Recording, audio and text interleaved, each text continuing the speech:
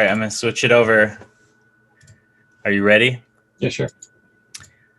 Okie dokie. El Damn! Cantaro. We are live. 2 weeks in a row. 2 weeks in a row. This is a record. This is a record. 2 weeks in a row with audio from the very beginning. Yeah, here's what it is. You keep taunting me, and I keep seeing these like horrible things about you doing like 60,000 K days, and I pull up and do like 600 wireless networks in a day. So it's like, you know what? I just got to bask in your greatness, my brother. Today's episode totally not brought to you by Monster. And Polar Springs. Refilled water from my tap. This is not regular cola. This is super cola. Oh, super. Okay, so you've had successful things in the past. How do we get sponsored? I don't know. We were just talking before the show, I guess, but before we went live, I did run a successful podcast for about 5 years. I did have some sponsors. Mainly it was just me reaching out to people who had cool businesses that I wanted to be part of. Small ones. Nice. Nothing major. And applicable, right, to what your podcast was about? Well, I don't know about that. Money's money, right? I think the biggest thing we ever did was we had like a logo banner underneath the ring, underneath a kickboxing ring, permanently installed. Oh wow, that's pretty rad. And that was kind of cool. So I feel like that's like a really high bar to set, and then also like Dave Kennedy's flexes of like doing stuff for the Cleveland Cavaliers. Oh yeah, well, I mean, Dave is Dave. So there's always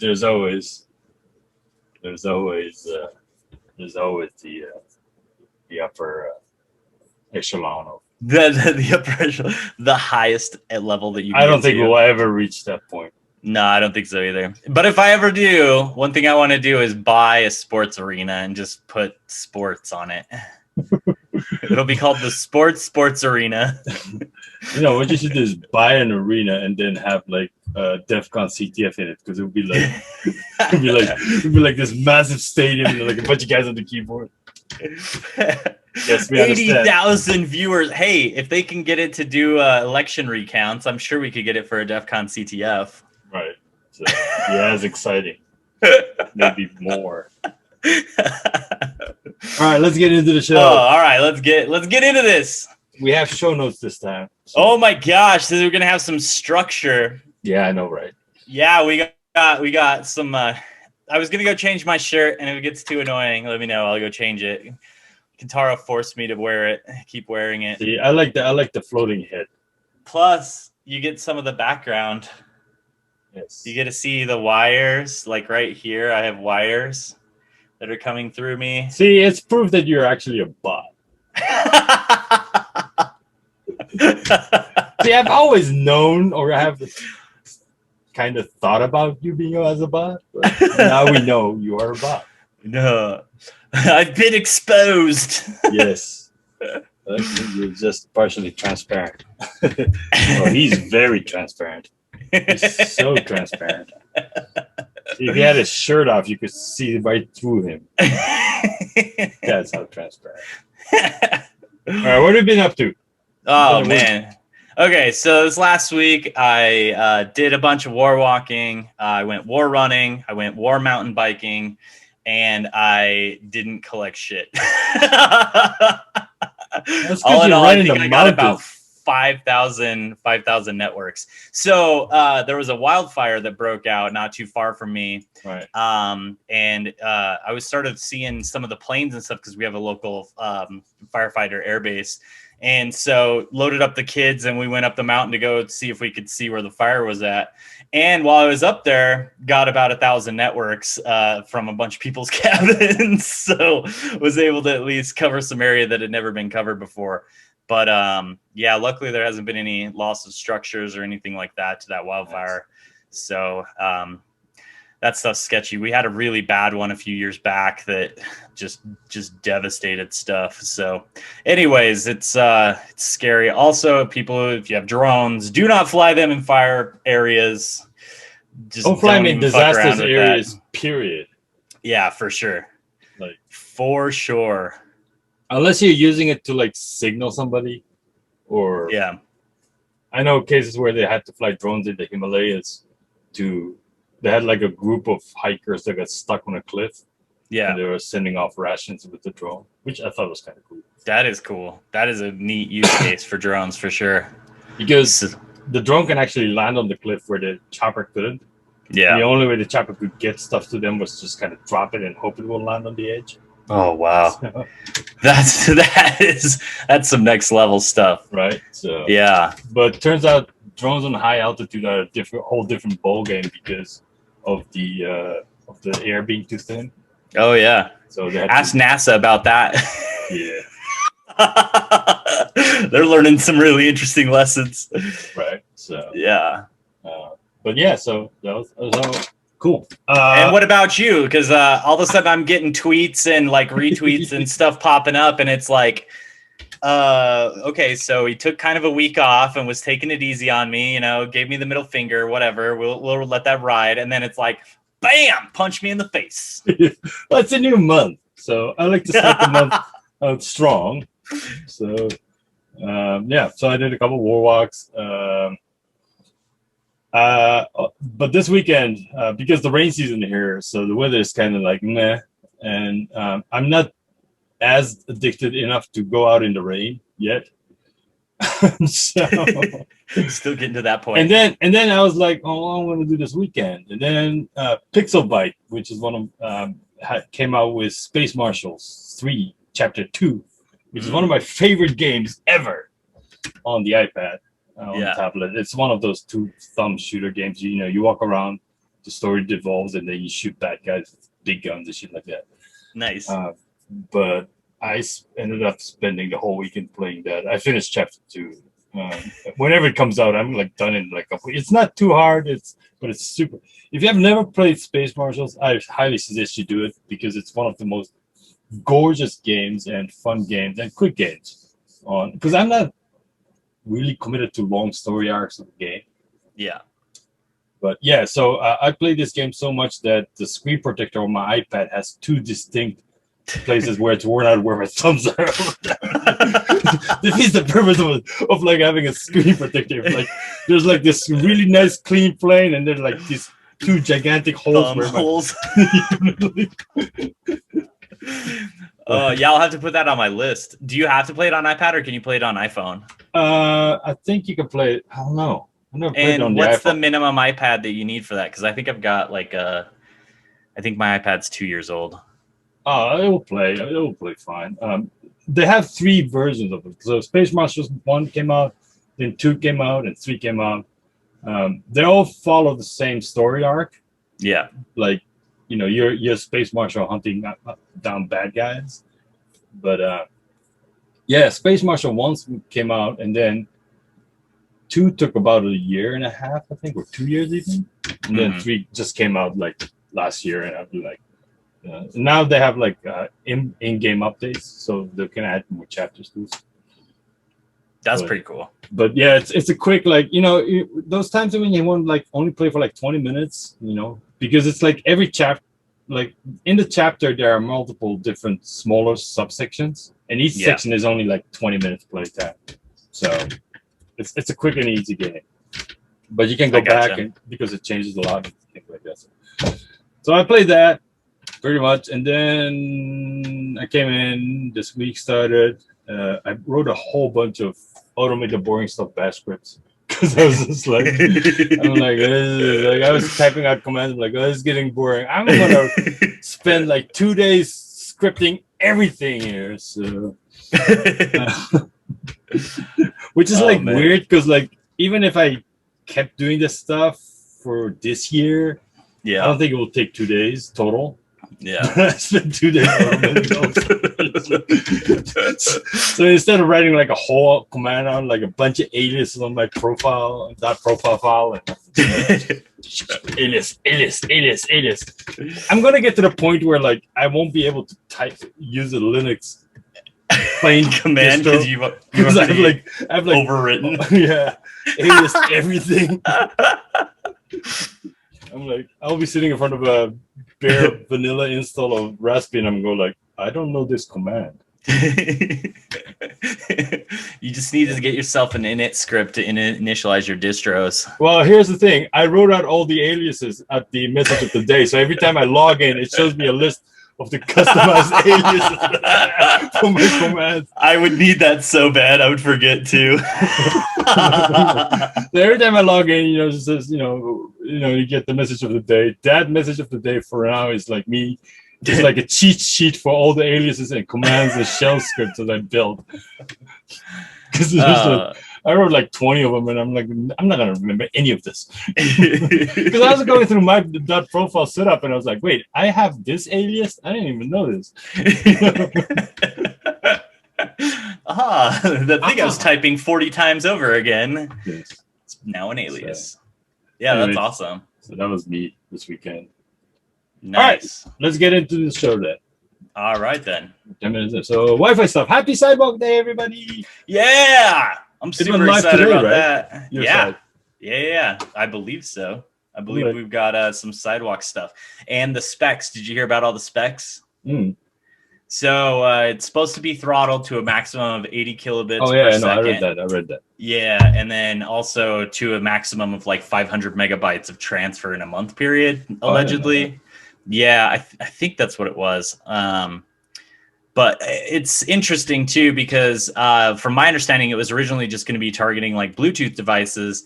But in order to achieve some of those throughput levels, like you could do it with Bluetooth, and the way they want to share the service to keep the devices up, it seems like it's very much going to be using Wi-Fi.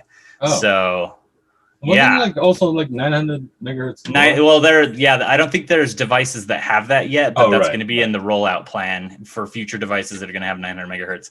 So, which is an interesting thing because right now there's some, I wouldn't say super popular, but medium popular IoT devices that are the LoRaWAN devices that I've been starting to track down and learn how to start scanning. So I'm wondering if maybe they're implementing LoRa. So that would be interesting to see if they're doing that. Because that's in that 900 megahertz. It's already established protocol. It has some encryption stuff built in. So it'll be interesting to see what they do. Cool. Very cool. Yeah, it's definitely going to add some SSIDs, I'm sure, if it's Wi-Fi that we're going to be able to see. Definitely some MAC addresses. And I'm definitely excited to check for full frame because they say it's supposed to be end-to-end encrypted and also anonymized. So we'll see how true that is.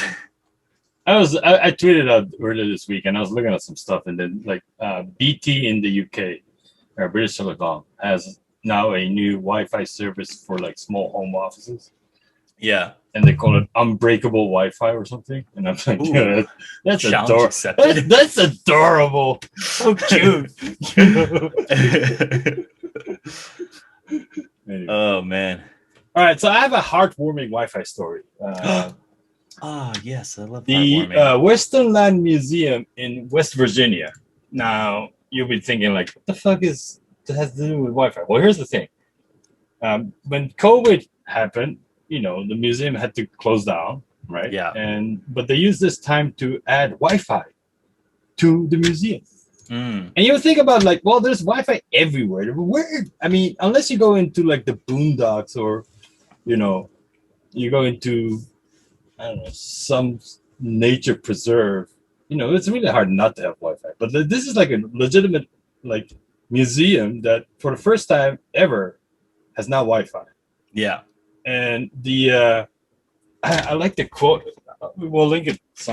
We got to figure out how we're going to share these show notes. I mean, I can put them up on the YouTube when I upload it, but I'm always a week behind because I want people to come over here and watch the latest show. Can we do just put them in the chat? Yeah. Well, maybe later, I guess. Well, yeah, I guess we can link the article into the chat. But the quote is, Wi-Fi will help a lot because we can have one or two teams working in different parts of the museum, all feeding into the same basic software or servers. I mean, that's like, just like, oh, I remember when I rolled out my first Wi-Fi. You know, it's like, I was like, oh, I was like, and good for them. Yeah, for sure. Washington Western Lands Museum.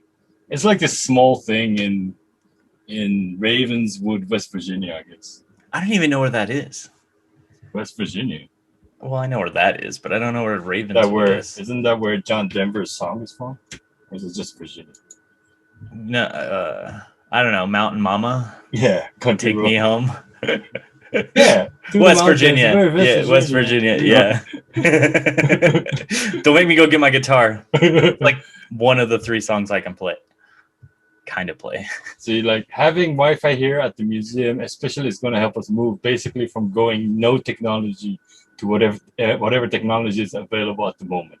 See, that is adorable and cute, and I'm really happy about that. Yeah, I'm excited to see what they're going to do with it, what sort of plans they have. So that means anybody in West Virginia, I need you to go out and wiggle this. Or road trip. Road trip, yeah. Well, that's going to have to wait for another year or so before I get vaccinated. So don't worry, we'll get you in. We'll get you vaccinated. Yeah. So there's actually a vaccination tourism to the New York, because New York is like, if you show up in New York, we'll vaccinate you. Yeah. It's $5,000. And I'm like, yeah, okay. I like to get vaccinated. I'm not gonna spend $5,000 and 4 weeks to get vaccinated. So what I'm hearing is Kintaro get GoFundMe, dude, vaccination fund. I can actually buy a GPU for that price. You know that, right? And then it will pay for itself in 90 days, and then you'll have the money to then go ahead and get vaccinated, and you'll have a GPU. Yes. Like, and then they had the audacity to interview some of the people, not the people who go there. I understand their needs, but like, yeah, there's this one guy. Apparently, he just started this thing, and he's like, I just want to be helpful for my fellow Japanese people who can't get vaccinated. And I'm like, no, you're not, because if you're there, you wouldn't be like charging them $5,000 for it. Just like, because the fucking vaccination is free. Why are you charging them $5,000 for it? Oh, that's interesting. Right.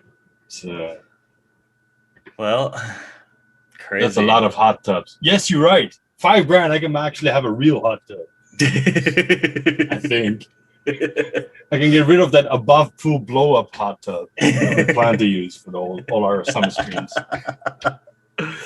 I had one other, if we're on good news still, one other good news thing that popped up today that got me super nostalgic.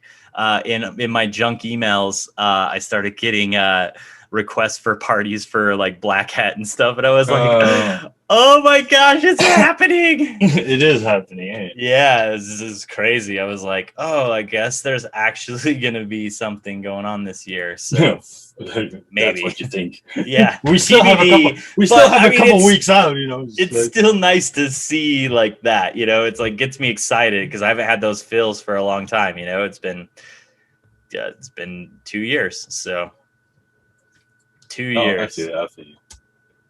There seems to be a little bit of that going on right now, where I'm getting some of the marketing materials too. It's like, come meet us at Black Hat. I'm like, really? I'm not, but anyway, so going into the main theme of today, custom rigs. Custom rigs. Right. And this is because I think somebody asked me on Twitter. Okay. I think you answered it. The question was, can you run it on a Raspberry Pi Zero? Oh, yeah. Right? I was throwing some advice, and then I think Free Brian 2020 asked whether or not we can run it on a Pi, if you can run Kismet on a Pi Zero. Right. So the short answer is yes. The long answer is kinda. It depends. Yep. Pi Zero will work for remote capture source, and yeah, you could run the server on it too, but it's gonna be really, really, really limited. Especially because you're gonna need more things, right? You're gonna need an adapter because Nexmon is okay at best. Mm-hmm. I don't use Nexmon on my Raspberry Pi. I use Nexmon for bringing up an host APG, so local AP, so I can connect into my rig to do maintenance. Right. The other thing is, you know, I mean, it's 2.4, so right. Yeah, you're getting 12 channels, and that's it. Yeah, not even, because you're hopping, right? All right. Right. So you're getting one of 12 channels. Yes, over a period of time. Right, over a period of time. Right. And then you're going to need a way to feed GPS data into Kismet if you want it for wiggle points. Technically, well, and you don't. It's only USB 2, right? Right. So then, not only that, you're limited to 12 megabits per second on the entire bus. Plus, the sock on it is only like 900 megahertz. Right. So yes, but it only uses like 250 milliamps. Right. There's that. So, at that level, you actually might be better off like using a bunch of ESP 8266s and just have 12 of them on each channel, collect the data, right? Timestamp it, have a GPS logger, merge it into a CSV file, and upload it to Wiggle, I think. Right. So when I saw that, my immediate take on it is this feasible, and not necessarily should I do this, right? And it's like, yeah, it's feasible. Plus, there's also power considerations too, because if you take an alpha adapter and you want to hook it up to that alpha adapter is going to be pulling twice the power that the entire Pi Zero is pulling. So and it will crash the USB up, because the USB up, anything before the Pi 4 is just crap. Yeah, for sure. So so the feasibility of it is definitely there, but I really liked your answer and setting it up as a remote node.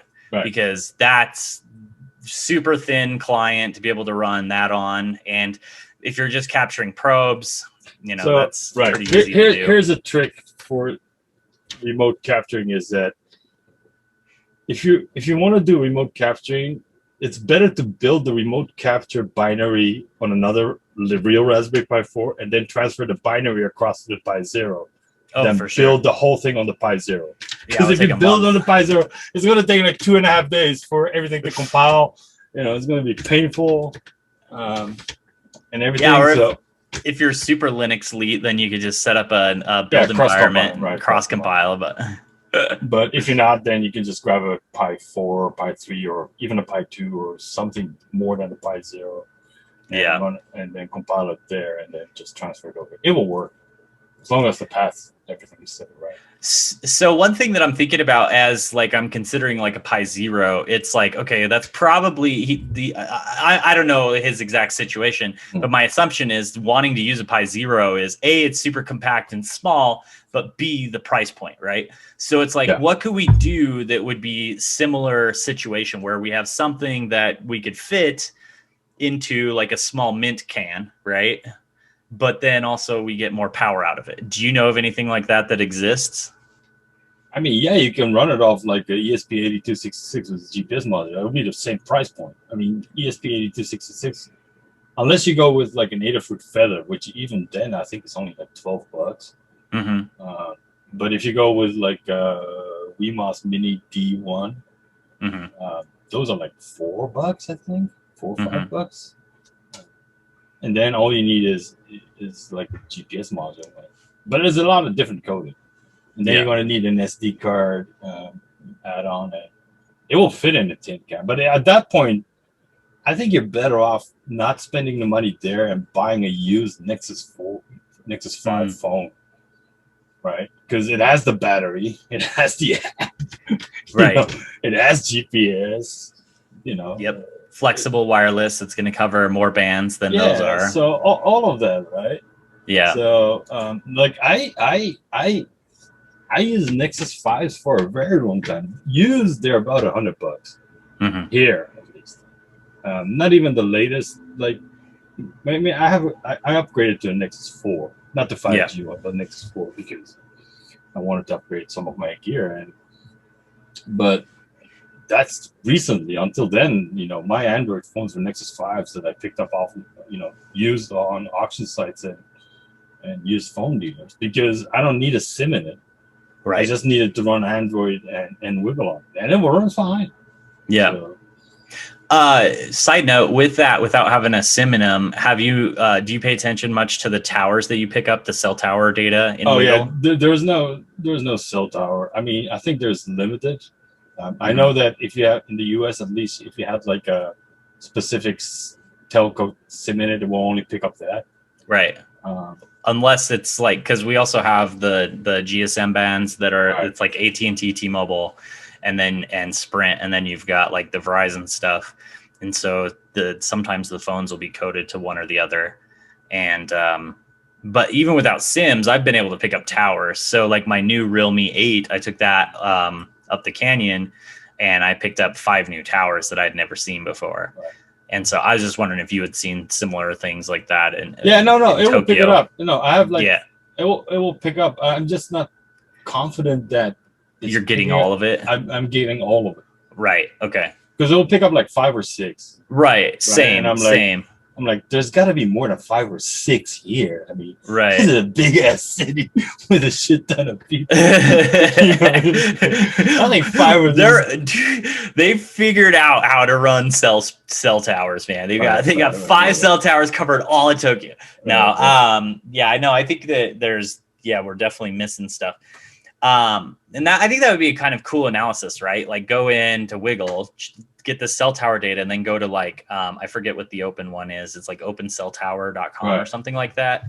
And like, or a cell ID, open cell ID, is that it? Anyways, and then compare those data points, right? And see what you can pick up.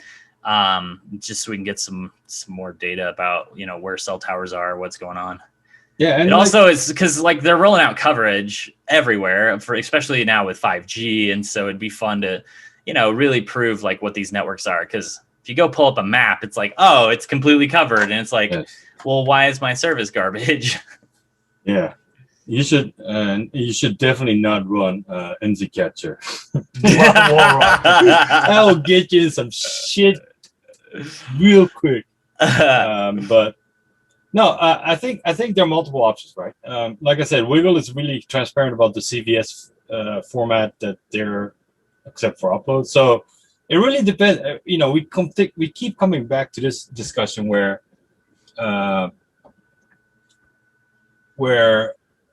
what is it that you're trying to do? In my case, it's Wiggle points. So I make the conscious decision that my main rig will not have PT or cell phone or cell towers. And I supplement that with the 2 Nexus Pixel 4 phones that I carry. Right. In your case, when you're trying to do a lot of channels and you get more and more data, there's going to be a different way. But if you just want to, like, I have a small SSID collector that I built out of an Arduino that only collects open SSIDs because Wi-Fi pineapple. Right. It's good to have a database of those. Right. So and that thing is like this big. That's on a keychain that sits in my travel backpack that I just kind of walk around with, and all it does is collects open SSIDs and logs it to a file. Right. Oh, that's awesome. I love it. And then there's the M5 one scanner that scans for open Wi-Fi's and then pings Google and see if it can get out or not. So I know which one are open or not. I like it. So, but those don't go. How does that one deal with landing pages where you have to go click like an accept or anything? Are you just not looking at those? No, well, those are ignored. I'm trying to find 2 open ones. Okay, well, I was wondering maybe if you detect a maybe that's a feature for the next round, right? Detect if there's a redirect on DNS and then go through and see if it has just a check button. Or if you have to have a login with a password, right? Yeah. Because, like, for example, I think it's one of the hotels, Marriott or something. It's just you literally just have to go check a box, and then you get access. Yeah. So in the chat, Spike Rose said, unactivated phones in the US still work for 911. True. Same for Japan, except unless there is not a SIM in it. If it's if there's no SIM on the card or in the phone, it won't work. It's just a Wi-Fi device. It's like an iPod Touch. So, and I believe here, even if it doesn't have a SIM, you can still call out. Well, that's nice. That's very friendly. Well, except for it creates problems because a lot of parents will give their children their old phones, pull the SIM card out, or discontinue the service, right? And the kids are playing around. Next thing they know, they're on the phone with a 911 operator. It's like, I don't know how this happened. I gave it's disconnected. It shouldn't be connected. It's like the same Daddy, thing back in the olden day. You unplugged it from the wall. Oh, jeez. Jeez. So it really depends, right? Yeah. But the one thing that you actually do have to do is you have to go out and get it, because there's only so much you can get from your house. Yo, totally. Right? Yeah. You actually have to go out, walk, bike, scooter, skateboard. I mean, unless you live in a really tall building and lots of people, then you just got to get in the elevator, like in New York City. Well, even here, like if you do the amount I will keep my rig on for like 3 hours and we'll log like, I don't know, 20,000 devices, and there's like 20 new. Yeah. Just like, okay, I'm an extreme case. But, so if you're not sure if you're going to like this or you need a reason to go out, get an Android phone, have an Android phone. Even like something, it doesn't even have to be a Nexus 5. I mean, I think Nexus 5s are great because they're plain vanilla Android. Well, right? and even with the new Android 10, right? Is it 10? You can go into the settings and you can crank up the ability to be able to grab things. So basically any Android 10 phone will work with Wiggle now. So it was only Android 9 that it was borked. Right. So that's back. So literally any phone you have, upgrade it to Android 10 if you haven't already. And if it does, just install Wiggle, go out there and throw some points up and see what happens. And if whenever somebody asks me about, things like custom rigs and shit like that, I always think about, there's so many instances where like perseverance and effort outplays technology. Right? Yep. I mean, even in our industry or even outside our industry, I was just watching a documentary about the Raramuris in Mexico. They just had a trail marathon there, and all these Western guys with full professional gear show up, and they're getting outrun by guys wearing sandals made out of tires. Just like, gosh. And like at the very beginning, it's like, yeah, I think I'm going to win this race. I'm a professional. I know what to do. And the guy and the Raramuris are like, yeah, I'm a farmer. I just do this because to supplement my income. And oh my heck. And they were getting outrun, right? And they're like, why are you guys so fast? It's like, because we run every day. And it's just part of our life. And you look at the guys in prison who are all bulked up on shit gear, and then you look at Dave, who has this massive, very cool basement, muscle gym, and each on his own. Like you and I have custom rigs because we're nuts. Yep. But yeah, and I just dropped another $200 today on Amazon buying more stuff. Right. So I mean, yes, building a custom rig is super fun. Mm-hmm.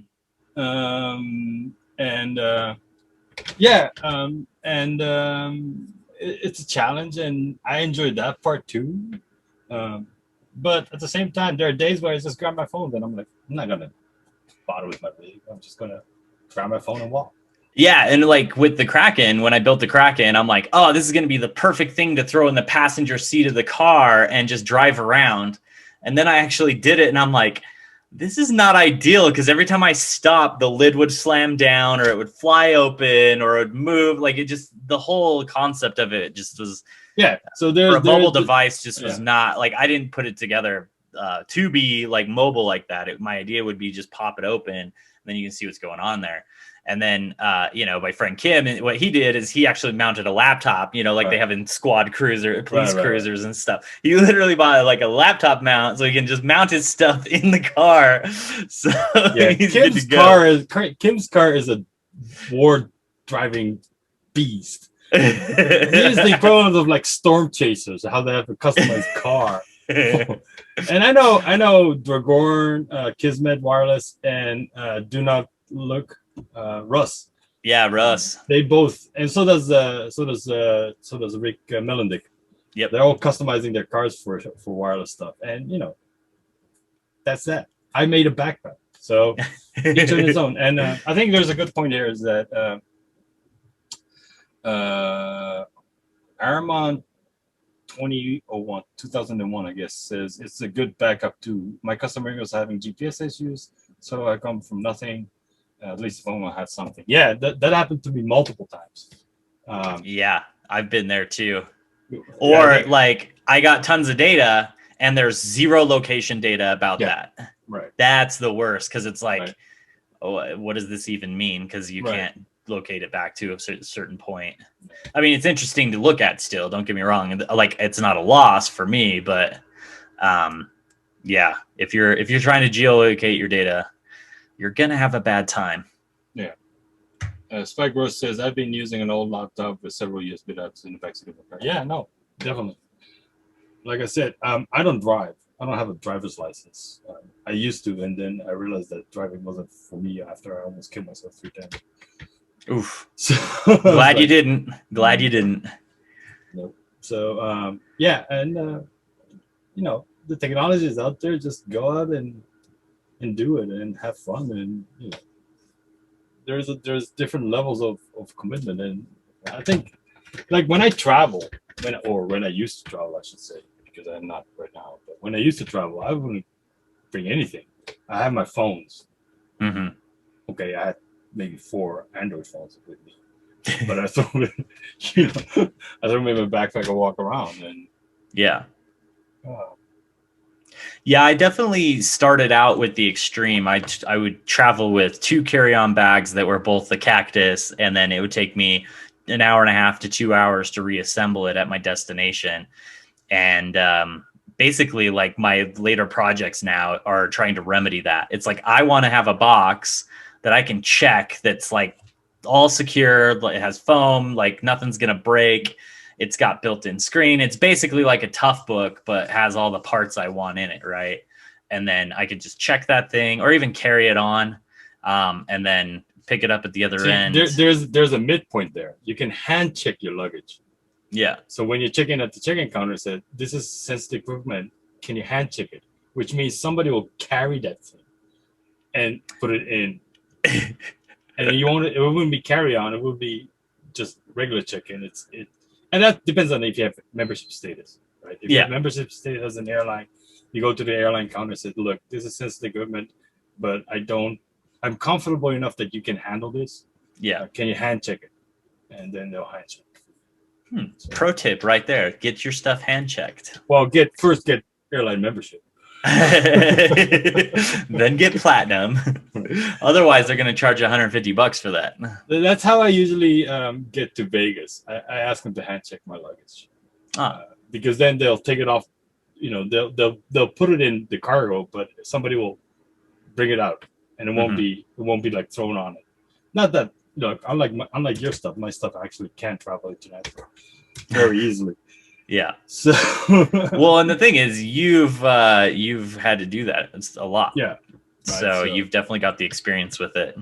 And then I just took all my stuff and figured out how to make it work internationally because I absolutely wanted to go international with it. So. But at the same time, there are times where I look at it and I'm like, do I bring that or do I bring 4 phones? Yeah. Right. And usually it ends up with 4 phones is fine. LP No Way says, or ship 5 Pelicans and put it on the P card. I thought about shipping a bunch of times, shipping the Cactus beforehand, and it really depends on where your destination is. There's just something like nice knowing that your equipment's on the same plane that you're on.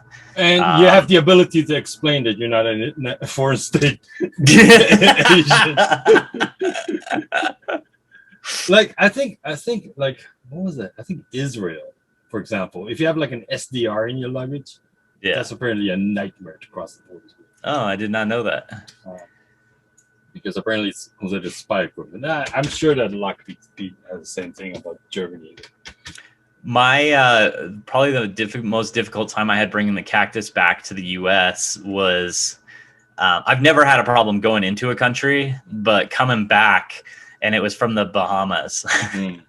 From Nassau, U.S. Customs. They're like, "What is this? Did you get this from somebody down here? Like, are you? What are you trying to do with this?" And they gave me the 5th degree. I had about an hour and a half of extra questioning to go through, and we ended up having to open it all up. But in the end, no issues. Yeah, LP says, I literally sent SDRs to Israel last week. It was very difficult customs. Yeah, no, I understand. Apparently, they're really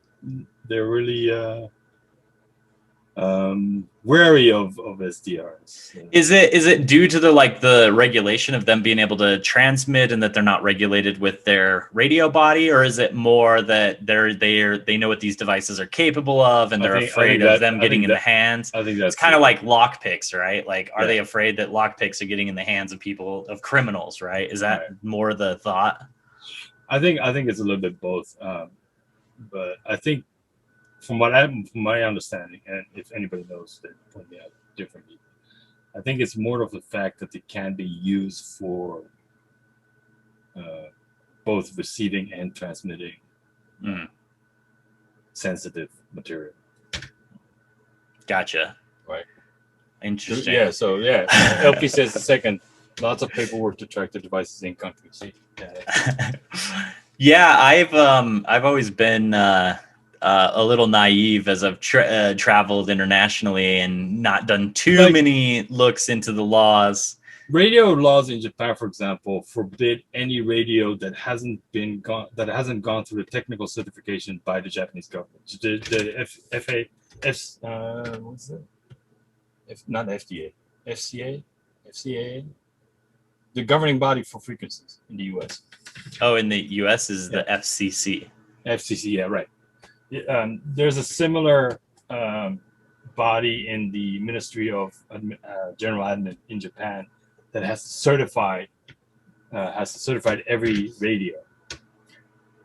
So every Wi-Fi device has to be certified to be allowed to be used in country. Yeah. There was a big problem with the HackRF, for example, that when we were holding at Code Blue, we had a CTF, and one of the guys that was using a HackRF, and other people were complaining that that device is not certified for use within Japan. But even like the Wi-Fi Cactus technically has to go through a certification. But there is a not a loophole, but there's a clause around it that if the operator is a visiting foreigner, he has 90 days to operate. 90 days to come into compliance? Well, no, he has 90 days to operate it, and which is the same as the visa. So you have a 90 days tourist visa. Because, you know, what you're going to end up is people coming here with their own cell phones, which are not certified, and using it, right? So they had to have a clause in it. Yeah. So you can bring radio equipment in. If you're the operator, then you have 90 days to operate it. If you're going to stay beyond that, then you need to get it certified.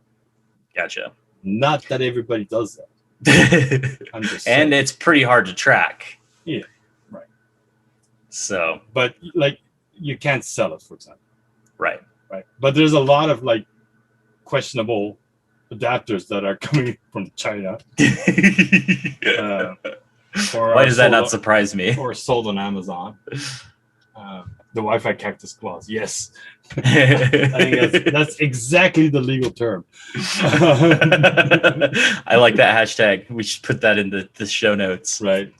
Added. So there is there's always, but always, when you travel with radio, make sure you just not being a dick about it.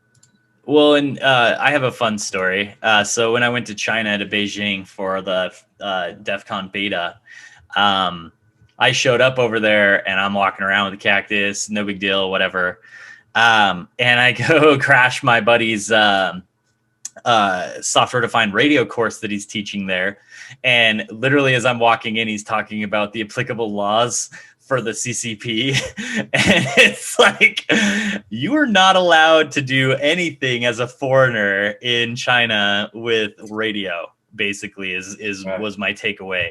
And I got really nervous really fast because all the attendees were people from the government.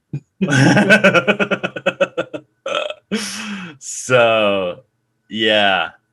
And back up by Lozaning said, I used to commute between Palm Springs and Mountain View every week. SFO security never blinked to 12 phones, 3 laptops. PSPA always a nightmare.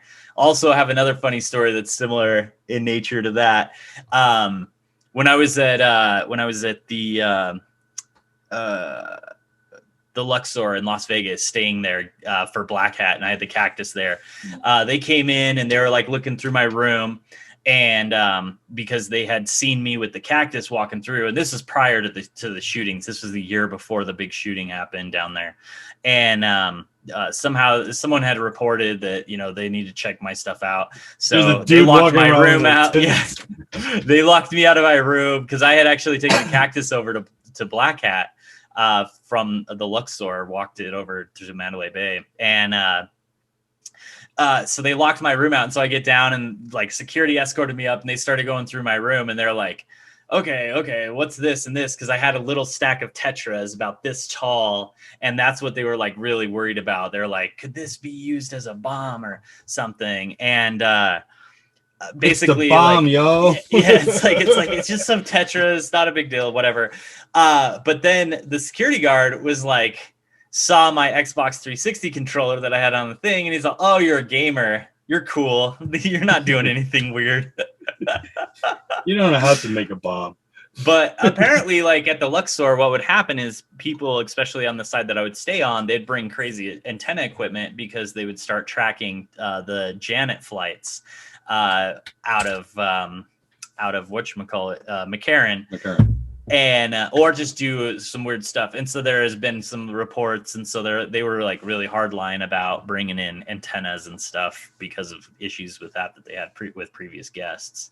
So I remember DEFCON 20, 19. But sometimes somebody built this massive rifle that had a bunch of SDRs on it and Wi-Fi. Oh yeah, I remember that. Right. And he was just kind of walking around. That would never happen now since the Vegas shooting. Right. Because it looked like a machine gun. Right. But it had like a bunch of antennas stuck on it. Yeah, I'm trying to remember what that was used for. I feel like it was used with like either it was picking up Bluetooth or doing like forced Bluetooth syncs or something like that. Well, there were a couple, right? There was I remember a rifle light that had a bunch of adapters on it. Yeah. And I also remember the long-range Bluetooth rifle. Right. Which could, like, I guess, receive or snoop on Bluetooth traffic, like. And I think they were doing something to, like, pull contacts. Like, so it was, like, requesting your phone, and then you could pull contacts off people's phones. Right. Is what I remember. I don't know. It's also, that's a long time ago. The sniper, I think the Bluetooth sniper rifle is what it was called. Yeah, the smurfing rifle thing. Yeah, that thing. So, but gun form is probably not a good idea these days. Yeah, it's probably frowned upon a little bit. Unless you're a good old boy and a MAGA hat, I think you're good. Dude, all you got to do is just put an orange tip on it. You'll be all right. Okay, speaking of guns, hold on. Can I talk about my experience in Japan in Halloween with guns? Okay, so it blew my mind in Halloween. I was in Japan visiting with Kontaro. I was in Shibuya. And as I'm walking around on Halloween, and it's like 9 o'clock at night, there were all these people running around with, it looked like ARs and guns. And I was like, what the hell? I'm like, Kataro, dude, what is happening here? How do these people have these weapons? And they're actually one of your hobbies. This is my airsoft sniper rifle. No fucking tip, orange tip on it. Isn't that wild? No orange tips in Japan. And why is that? We don't have real guns. Yeah, they don't have real guns, so they can go ahead and run around in public with fake guns all they want. And like people, they're like pointing them at people and stuff. And then like I saw plenty of cops, and they didn't care. It just blew my mind because it's like that would spark crazy hysteria, especially for how many people were out in Shibuya at that time. Right. It was like hundreds of thousands of people. I feel like it's like the tweet MP5. I think our stream just got flagged for inappropriate. Probably. Like this is a Beretta 92F, right? Yeah. This is by Tokyo Marine. What Tokyo Marine went and did is they bought the license for this gun.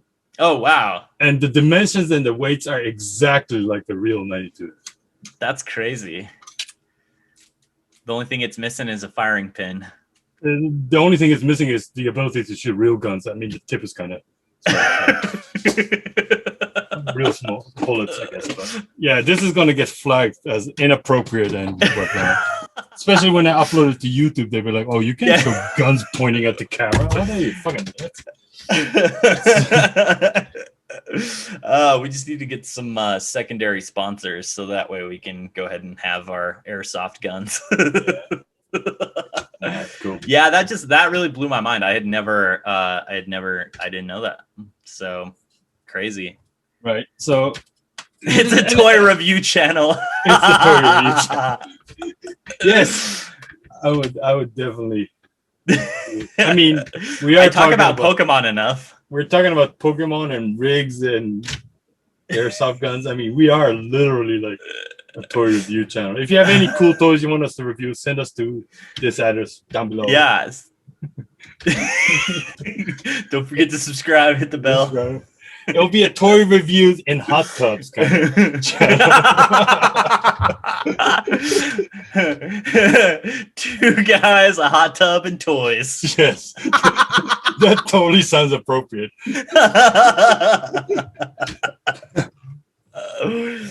Oh my damn! All right, we gotta do some plugs this week. Hold on, wait real quick. Did we cover custom rig stuff pretty well? Yeah, unless anybody has questions in the chat, I guess.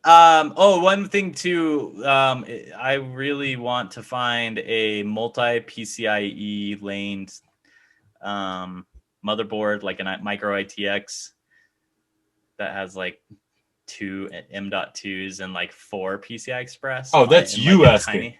Yeah. Oh, I thought it was like, where is that in chat? I'm like, oh. No, that's me. That's me asking. That's if anybody knows of some dope little boards. I actually have this board. I don't even know where it came from, but it's got an integrated AMD Ryzen CPU GPU combo. I think it came out of an all-in-one HP, like an all-in-one PC. And so I was getting it all going, powered it up, its posts and stuff. I was able to hook it up because it's got DisplayPort. And then I'm like, oh, I just need to plug in a USB, and there's no USB cables, ports on it anywhere. So I think my hardware hack for this week, if I get some extra time, might be figuring out the pins and then like soldering on my own USB port directly to the USB chip. It's got a VLI, via USB 3.2 chip on it. So I don't know. I might be able to demonstrate a little bit of that next week. But anyways, I'm looking for lots of PCI Express access in a motherboard that's tiny. So if anybody knows of that. Oh, yeah. Tiny is the big issue. I think if you look into like the crypto mining boards, there might be multiple ones. Yeah, the problem though is they're still big.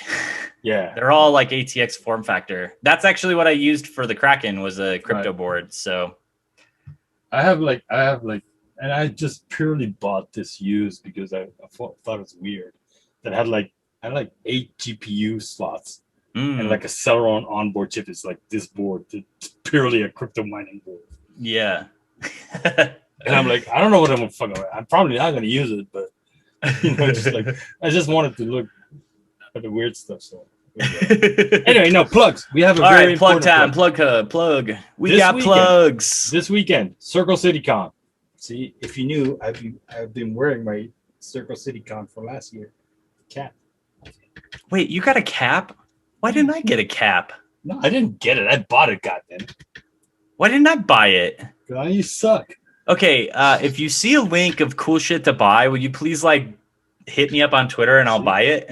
It's awesome. It's their logo is dope. I love this, Circle City Con. Shout out to all the Circle City folks. Yeah, especially you, DNS Princess. Yes, and so it's happening this weekend. Circle City Con 8. Happy little conference. I think last year was like Doomsday Apocalypse or something. Yeah, it was. So now it's End of days. The survivors of the Doomsday Apocalypse are now having a happy little conference. So that's how I interpreted it.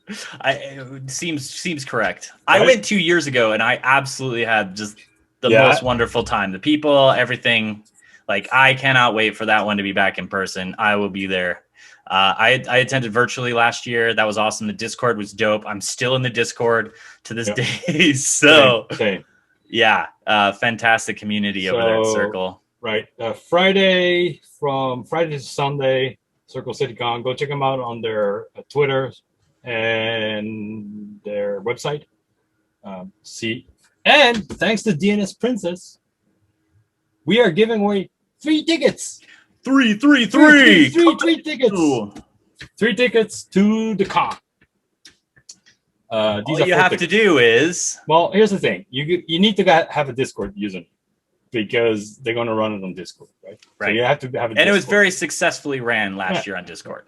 It was very... it was also very... there wasn't a lot of, drama. It was nice. Yeah, it was very fluid. Yeah, it was, and so here's what you have to do. We will be giving away. Did I say 3? Yes, I said 3 tickets. Right? 1, 2, 3. Yes, come on down.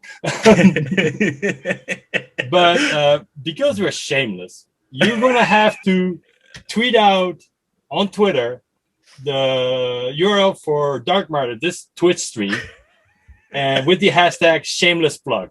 Right here, let me reiterate. Tweet out the link to this Twitch stream with the hashtag shameless plug, and then because it starts Thursday, me and Mike or Dark Matter will go through and pick a random 3 winners. We'll contact you via Twitter. So keep your DMs open for me or let us know, and then we'll get you in for Circle City Con. This is thanks to DNS Princess. Awesome. She's an awesome person. She's a very awesome person. Absolutely. Totally agree. Right. So, yeah. We hope to see you there. I'll be on the Discord. Dark Matter's on the Discord. Yep. So, I'll be there. Right. So that's one. And then number 2, I think. Noseling already tweeted out. Shameless plug. We already have our first contestant. We already have our first entry. Very good. Very good job. Very good job. Maybe we should post something about this so that more people know what's going on. Well, no, this is for people who watch this for the stream. All right, word. Agreed. Thank you, everyone who watches the stream. Good. Love you. Once again, we are piggybacking off people wanting to go to Circle City to shamelessly plug our stream, right? So that's one thing. Second thing that I want to talk about is hacking is not a crime. The Twitter channel or the Twitter feed. I did not know this. They have a new Instagram. I did not know this. No, they just started like last week. It doesn't matter. I didn't know this. Yes. So I am literally signing up right now to follow them. Right. So go to Instagram.com. Hack is not crime. It's the yearly account. Check it out. It's already I already have 9 people, 10 people that I have in common that I follow on it. Yes. Here it is. Go get it. Always awesome because it is not a crime. Did you see that? Did you see that Wicker stopped using hackers as criminals? They just started calling them cyber criminals. Oh, because one time interesting. they tweeted out like, "Oh, can hackers snoop into your comms or something?" And I pointed out like, "I think you misspelled criminals." And then a whole bunch of people jumped on the bandwagon, and like now they're using cyber criminal instead of hackers, which I think is a step forward. Yeah, and I know people don't care. I do. Okay. It's been an uphill battle since like the beginning, right? It's just so easy to say hackers, and it conjures up this really scary image in normal people's minds, right? Okay, this is a tangent, but it's like it's a valuable tangent. But it's relative, right? I mean, sure. Life hacker is like a good thing. Yeah. Growth hacker is a good thing. Hacker alone is either good or bad. It's like Schrodinger's criminal. It's Schrodinger's criminal. It's both illegal and legal at the same time. So, and I think that's just stupid. Well, and the other thing too, it's like the thing that's really okay. This is going to be the part of the segment where it's like this is the stuff that triggers me. The thing that triggers me this week over the last like month. You had the pipeline that was hackers. You had the meat that was hackers. Guess what? That shit was a hackers. That stuff was not technical. They wrote a script that encrypted people's files using built-in tools inside of Windows, and they didn't exploit any like major bugs. They were all stuff that's been out and known that had patches. Like there was no magic to there. All right, I let that out. Yeah. Anyway, it's like that is not hacking. That's and like that is absolutely criminals are way more cost efficient, cost wary than hackers are. Right. Because from a criminal, spending 12 hours developing a 0-day or an exploit is not worth their time or money. Yep. Right. Everything is in a legal superposition until you get caught. Well, it depends on the country. In Japan, it's all illegal until they tell you it's legal. So. Wait, it's always illegal until they tell you it's legal? Is that what you said? That's the default settings of the Japanese law. Screw that. Right. Anyway. How did you let me stand outside with the cactus on then? Because you're a foreigner. The Wi-Fi cactus clause. Gaijin, I'll be all right. No, the Wi-Fi cactus clause. The law does not apply. Right? So, anyway. That's it. Always wiggle like you mean it. Kismet rocks. Kismet totally rocks. Wiggle totally rocks. Shout out to both of them. Both of them. Shout out to our awesome followers. Love you guys for sticking around with us. We're off next week because I actually have a job next week. Yeah, and I got to get my project done for Black Hat because they emailed me and are like, because I opted for the virtual and in-person option. And so they're like, we need you to do an hour-long video of your presentation and have it submitted soonish. And I was like, didn't intend to do that. I thought I was just going to be able to like do it live and then have it streamed while I'm doing it live. Oh, you mean the Bill O'Reilly radio? Fuck it, we'll do it live. We'll do it live. I see it. So yeah, we're off next week. We'll be back on the 23rd. Yep. All right. Wait. Let me check my calendar. I don't know. I'm good on the 23rd. I think I am too. I think I should be good. Let me just quadruple check. Wait, it's 22nd for me. See, you're trying to mess me up. Well, okay, the 22nd for you, 23rd for me. Mr. in the future. Yeah, that's totally fine. Right. 22nd, we will be back. All right. And I just figured out how to update my calendar and stuff inside of Twitch so you could see that. And also I figured out how to set time till next stream. So that might show up if you visit my stream channel. Yes. So I'm leveling up my streaming game. Right. Which brings up one more time. If you want to win tickets to Circle CityCon, even if you don't want to win tickets to Circle CityCon, tweet out the link to this Twitch stream with the hashtag shameless plug. Oh man. So all right, my brother. All right. It's always great seeing your face. I miss you, man. Can't wait to hang out in person. Thanks for everybody tuning in. Yeah, thank you so much. Had a great time. Multiple entries allowed. Yeah, sure. Why not? I don't give a fuck. But you can only one ticket. Are we doing one ticket? Or are we giving away multiples to one person? How's that working? What's the rules here? Are we going to get sued? It'll be one person. Here. One account, one ticket. So if you have 20 bot accounts and we pick 2 of them, then you end up with 2 tickets. There you go. But if you find you selling it, we will ban you from the internet. Not only Twitch, not only Twitter. We will ban you from the internet. And that is a ban you do not want from El Guitarro. No more internets for you. Relax, gringo. I'm legal. Best bribe. No bribing. Here, LP, just continuously tweet it out until Thursday. Like, multiple entries fine. You can write a script that posts every hour. I don't care. This is a whole big shameless plug. So Tweepy is good for this. All right. See you guys. Okay. Maybe on the 22nd we should give something away also. Yeah, okay. Stay tuned. We'll figure that out. Maybe some stickers.